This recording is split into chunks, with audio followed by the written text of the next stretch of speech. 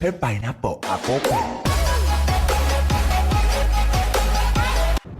¿Aún no tienes planes para este fin de semana?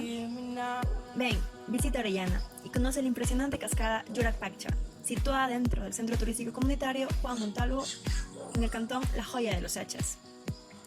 Esta cascada posee aguas cristalinas. Disfruta de la aventura, la natación y del verde de su entorno, mientras aprendes un poco de la cultura quichua a través de la gastronomía y de la danza. Para llegar hasta la cascada Yurak-Paccha, se debe hacer un recorrido de 8 kilómetros. Desde el Sacha hay una carretera lastrada que llega hasta el centro poblado de la comuna. Desde aquí transita a pie hasta llegar a la cascada.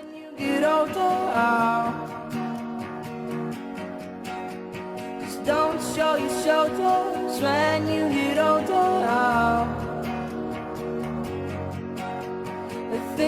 El Centro Turístico Comunitario Juan Montalvo se encuentra a 9 kilómetros de la cabecera cantonal del cantón La Joya de los Hachas, provincia de Orellana. You never make a sound.